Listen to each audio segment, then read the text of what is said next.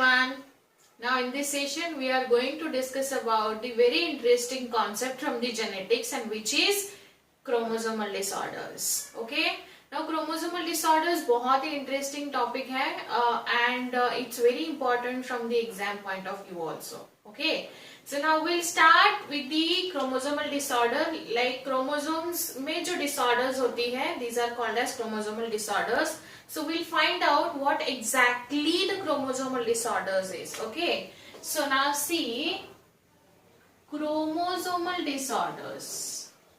मतलब यहाँ chromosomal disorders मतलब क्रोमोसोम्स में कुछ डिसऑर्डर्स होता होगा and that is basically harmful for us, right? Okay, so now we'll find out first normal chromosomes क्या होते हैं and then what are the normal chromosome numbers and then उसमें changes कहाँ होने से क्रोमोसोमल डिसऑर्डर्स होती है, right? Okay, so let's take an example. Human being has how many total chromosome? 46 chromosome, right? So human being has 46 chromosome and if you pair it down then it would be a 23 pairs. पता है आपको, हमने पढ़ा है ये 23 pair में से अगर हम इसको डिवाइड करें तो 22 would be a autosomes, 22 pairs autosomal chromosome रहेंगे and one pair would be the sex chromosome, right? Now see, out of these 23, 22 are autosomes and one pair is a sex chromosome. Now here in one pair we have to think in terms of female and in terms of male. So female has a double dose of X chromosome and male has one X and one Y chromosome, right? ये हम already पढ़ चुके हैं. But then again यहाँ ये आपको समझाने के लिए मुझे ड्रॉ करना पड़ा बिकॉज क्रोमोसोमल डिसऑर्डर्स मतलब ये ऐसा नहीं है कोई बैक्टीरिया कोई वायरस आपके बॉडी में एंट्री करके वो डिसीज आपको कॉज करेगा. This is a disorder that is basically has to do something with the chromosome numbers और chromosome structure I would say. तो अभी होता क्या है इसमें, यहाँ देखिए दीज 22 ऑटोसोम्स. अभी यहाँ हमने देखा दे आर सिंगल, लेकिन यहाँ सिंगल 46 क्रोमोसोम है बट हम उसको पेयर में रखते हैं हमेशा because as we all know जो जीन्स होते हैं वो पेयर में होने चाहिए, मतलब एक के साथ दूसरा हमेशा कंपनी देने के लिए होना चाहिए. ये हमने पढ़ा हुआ है. सो अगर मैं यहाँ ये 22 ऑटोसोम्स का पेयर बनाऊंगी तो ये मेरा suppose let's take an example, ये मेरा फर्स्ट पेयर बनेगा, फिर ये मेरा सेकेंड पेयर बनेगा. So this is the third and this is the fourth, fifth, sixth, so on and 22, right? तो ये हमेशा पेयर में होने चाहिए. जैसे यहाँ भी पेयर में है, double dose of X chromosome and there is X and Y, right? Assume करिए सपोज ये 22 क्रोमोसोम्स में कहीं एक पेयर डिलीट हो गया तो ये एबनॉर्मलिटी हो जाएगी उस ह्यूमन बीइंग के लिए, राइट? और रादर अगर सपोज मान लीजिए ये 6th वाला और एक पेयर और एक लाइक ट्रिपलेट हो गए, वो डबल नहीं है, एक डोज एक्स्ट्रा आ गया, right? So that can also be a disorder हो सकती है, लाइक एबनॉर्मल कंडीशन हो गया, right? So now here we have to understand if there is a change in autosomes, it can be a deletion हो सकता है, delete हो सकता है और it can be add on हो सकता है. It can be like suppose मान लीजिए इसने इसका प्लेस चेंज कर लिया, ठीक है? तो ये हम पढ़ने वाले हैं, डिलीशन, एडिशन, इंसर्शन, ट्रांसवर्जन, ये सब पढ़ने वाले हैं. बट अभी यहाँ इतना याद रखिए, when there is like आपको यहाँ abnormal condition दिखाई दे रही है when there is a deletion or addition, but here we are talking about the autosomes. जैसे ही ऑटोसोम्स में मतलब इस वाले एरिया में अगर कोई चेंज होता है and if there is like suppose ये नॉर्मल होगा, ये नॉर्मल है, if there is X and और एक एक्स अगर आ गया तो ये तो एक्स्ट्रा हो गया ना. Again same goes for this X chromosome also. If there is add on and if there is a deletion भी हो सकता है. Here X and Y is the normal condition, right? अभी यहाँ एक्स एंड वाई नॉर्मल है but अगर x suppose let's take an example, ये y चला गया तो हमारे पास XX रहेगा जो कि इस कंडीशन के लिए एबनॉर्मल रहेगा। So the point is that, ये मैं आपको क्यों बता रही हूँ यहाँ, जो ये नॉर्मल कंडीशन के अलावा एड ऑन या डिलीटेड पार्ट होता है क्रोमोसोम में, that can lead that kind of individual to the disorders. ठीक है, तो आपके बुक में 3 सिंड्रोम्स दिए हैं, Klinefelter, down syndrome and Turner syndrome, जिसमें से डाउन सिंड्रोम जो है वो यहाँ आता है, ऑटोसोमल डिसऑर्डर है वो, लाइक उसमें 21st क्रोमोसोम पे ट्राइसोमी हो गया है, हम पढ़ेंगे अभी। And Turner and Klinefelter syndrome, they are related with the 6 chromosomal abnormalities. So overall हम क्रोमोसोमल डिसऑर्डर्स पढ़ेंगे अभी, right, other than this 3 syndromes, हम बहुत सारे सिंड्रोम्स पढ़ेंगे आज। लेकिन यहाँ इतना याद रखिए, आपको क्रोमोसोम्स में जहां डिफेक्ट लगेगा, क्रोमोसोम नंबर ऐड ऑन या डिलीट होता है, वहां ये डिसऑर्डर्स आपको दिखाई देगी। बट ये होती कैसी है, लाइक ये अचानक से ऐसा क्यों हो जाता है, एक नंबर डिलीट हो गया, एक नंबर ऐड हो गया, ये होता क्यों है या होता कैसे है। Now here will talk about कि वो क्रोमोसोमल डिसऑर्डर्स क्यों होते हैं और कैसे होते हैं, राइट। सबको तो नहीं होता है क्रोमोसोमल डिसऑर्डर, सो वो कौन से इंडिविजुअल को होते हैं और कौन से स्टेज पे होते हैं, ये हमको पढ़ना है। Now chromosomal disorders can be like with the aneuploidy हो सकता है या पॉलीप्लॉइडी हो सकता है। टेंशन मत लीजिए, अन्यूप्लॉइडी, पॉलीप्लॉइडी, मोनोसोमी, नलीसोमी हम सब पढ़ने वाले हैं, स्टेप बाय स्टेप जाएंगे। अन्यूप्लॉइडी मतलब क्या, यहाँ मैंने डेफिनेशन लिखा हुआ है, it is a condition of having fewer और extra chromosomes than that of the normal diploid chromosome. जैसे इसका एग्जांपल है डाउन सिंड्रोम। डाउन सिंड्रोम में मैंने जैसे अभी आपको बताया 21st chromosome, 21st and 21st होना चाहिए, तो और एक 21st ये एड ऑन आ जाता है। सो वो उस डेफिनेशन को जस्टिफाई कर रहा है। फ्यूअर और extra chromosomes than the normal set of, normal diploid chromosome मतलब नॉर्मल सेट ऑफ क्रोमोसोम से वहां एड ऑन हो चुका है, right. So this is aneuploidy. But ये होता क्यों है, ये कहाँ होता है, कौन से स्टेज पे होता है। सो ये होता है because failure of segregation of chromatids. Cell division में हमने पढ़ा हुआ है, वो क्रोमैटिड्स जब सेग्रीगेट नहीं हो पाते हैं ठीक से, then during the cell division cycle results in the gain or loss of chromosome. So यहाँ gain होगा या तो loss होगा of chromosome, right? तो यहाँ gain हुआ है 21st पे, तो this is the example of Down syndrome.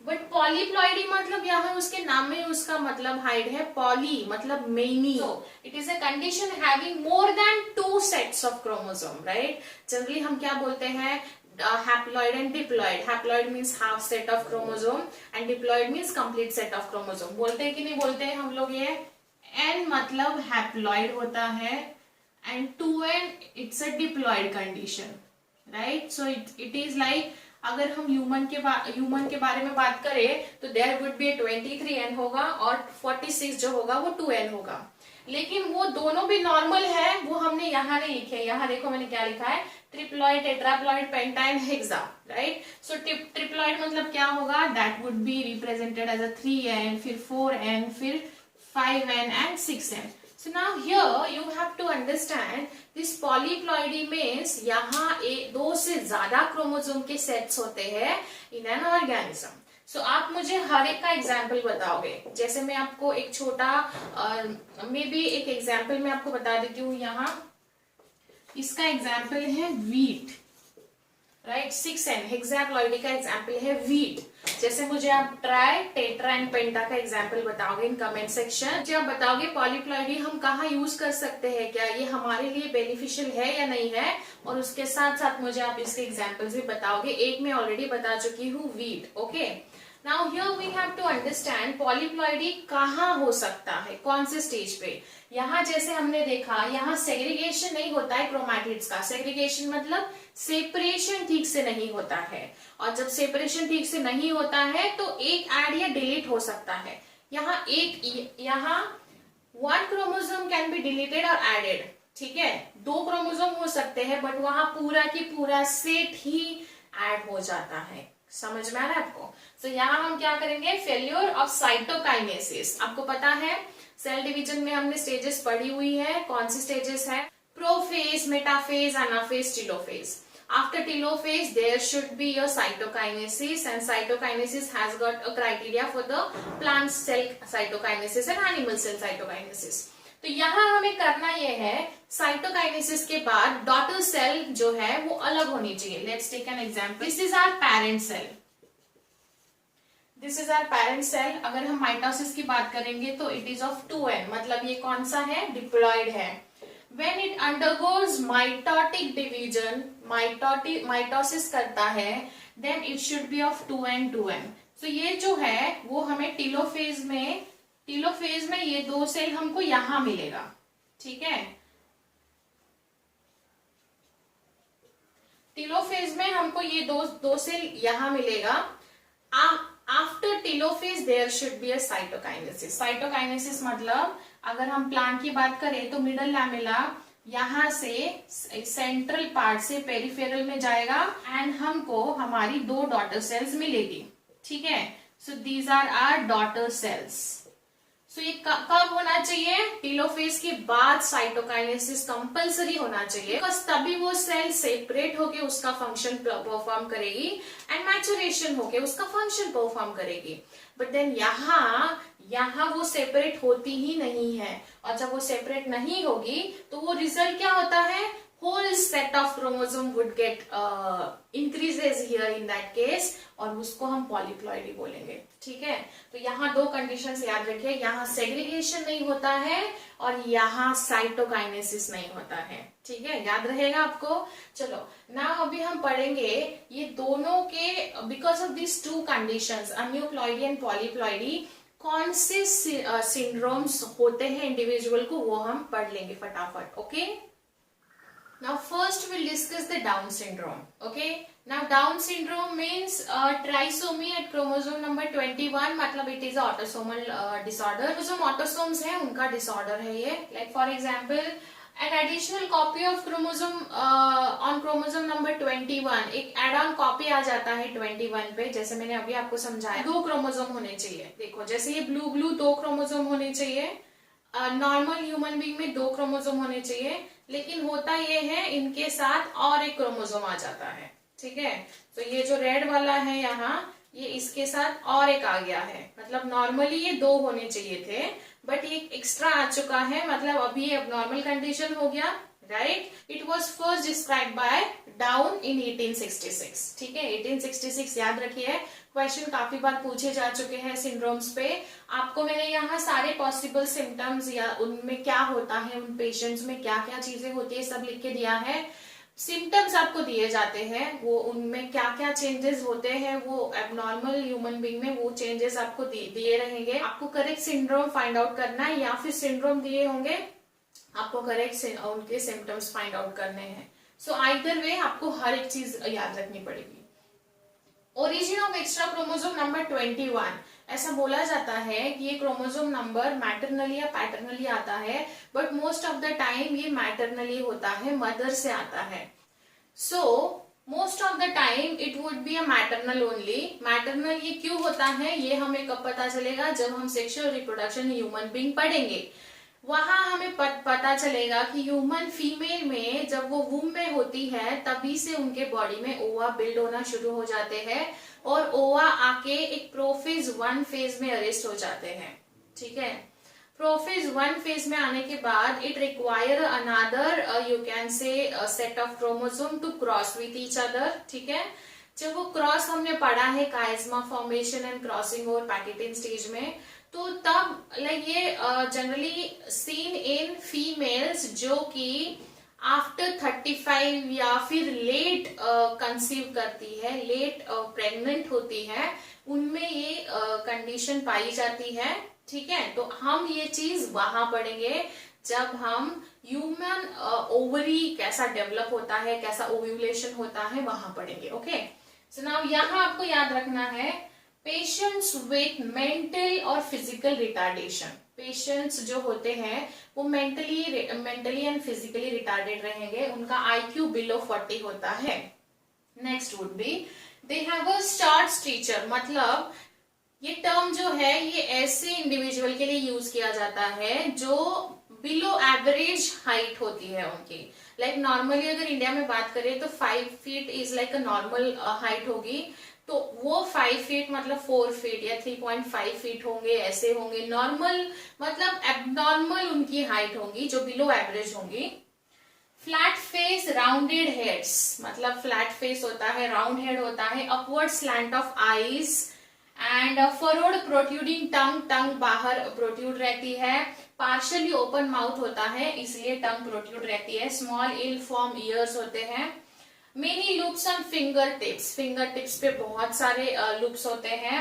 Single palm crease, now single palm crease मतलब जनरली ह्यूमन बीइंग में 3 क्रीजेस होते हैं, 1 2 3, ठीक है, 3 क्रीजेस दिखाई दे रहे हैं हमको, जिसको हम हाथों की रेखाएं बोलते हैं। बट देन उन पेशेंट्स में एक ही क्रीज होता है, ठीक है, सिंगल पाम क्रीज, एक ही क्रीज होता है। About 40% of these cases have a congenital heart disease. Heart disease भी इन केसेस में होता है। So overall आपको ये सारे symptoms, ये सारे उनमें जो जो changes होते हैं वो आपको याद रखने हैं, लिखने हैं, because questions पूछे जाते हैं। This is a very important point from this chapter.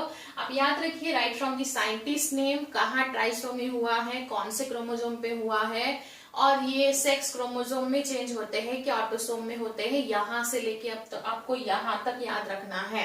Okay, so I hope आपको डाउन सिंड्रोम समझ में आया होगा। Now we have to cover a number of syndromes. Okay, here we'll discuss another syndromes and these are related with the autosomes like Down syndrome, but these syndromes these are not mentioned in the NCERT, but still you have to prepare for the NEET. Okay, now first you can see here Edwards syndrome. Here is a trisomy at the chromosome number 18 पे trisomy रहेगा।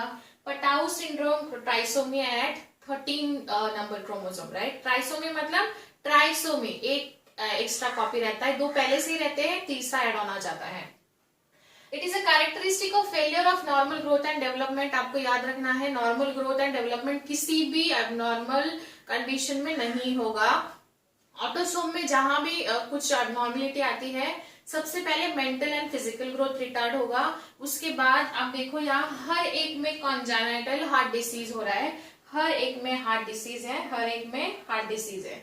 सो ये 2 characteristic आपको याद ही रखने हैं when it comes to the autosomal abnormality. Then उसके बाद मेंटल रिटार्डेशन है, फिर स्मॉल साइज माउथ छोटा रहेगा, शॉर्ट स्टर्नम मतलब हमने वो रिस्पिरेशन में पढ़ा हुआ है, जो कि पूरे रिब केजेस को होल्ड करके रखता है, और जो रिब केज स्टर्नम के साथ एसोसिएट होती है वो ट्रू रिब्स होती है, right.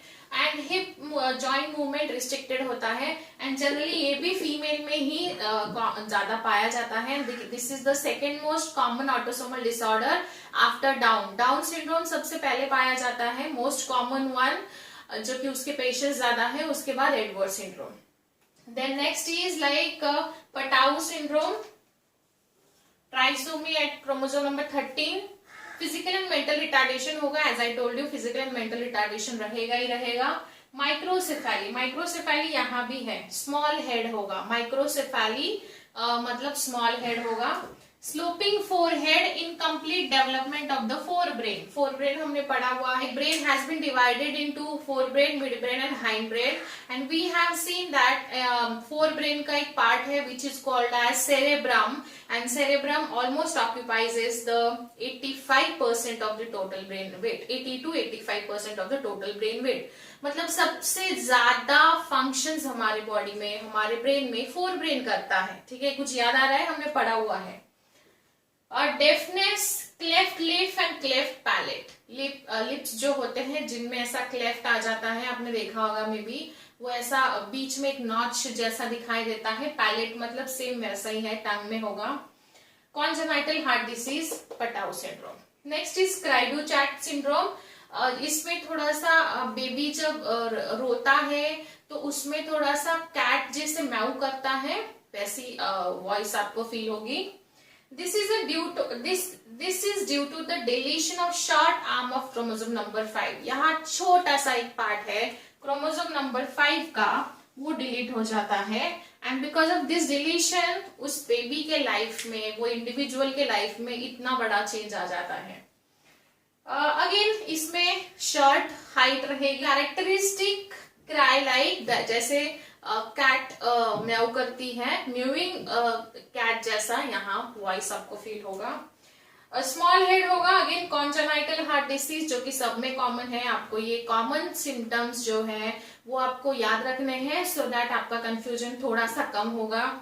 Widely space eyes, space मतलब दोनों आईज के बीच में स्पेस ज्यादा होती है। यहाँ ये जो डिसीज है यहाँ इनमें कुछ वीक्स के बाद ही वो बेबी का डेथ होता है एंड इसमें most of the time after born या आफ्टर बर्थ ही डेथ हो जाती है। सो देखा जाए तो हमारे बॉडी में अगर एक चीज भी क्रोमोसोम में ज्यादा हो गई या कम हो गई तो भी हमें कितना बड़ा अफेक्ट होता है लाइफ पे, ये हमें यहाँ देखने को मिला। तो in a way we have seen Down syndrome, Edwards syndrome, Patau syndrome, cri du chat syndrome, right? And these 4 syndromes are all related with the abnormal autosomal chromosomes, right? Now in next session we'll be dealing with the sex chromosome, जहाँ abnormality होती है तो क्या होता है ये पूरा लिख लीजिए नोटबुक में, नीट पॉइंट ऑफ व्यू से इंपॉर्टेंट है। Down syndrome is very important when it comes to the NEET and board exam, but then ये तीनों भी हमने एक्स्ट्रा करा लिए सो दैट हमें चांस नहीं लेना है, अगर क्वेश्चन आता है तो आपके +4 नहीं जाने चाहिए। Okay, so now make a good notes of it, अच्छे से नोट बनाइए। अगर कुछ डाउट है तो let me know in comment section and see you in next session. Thank you.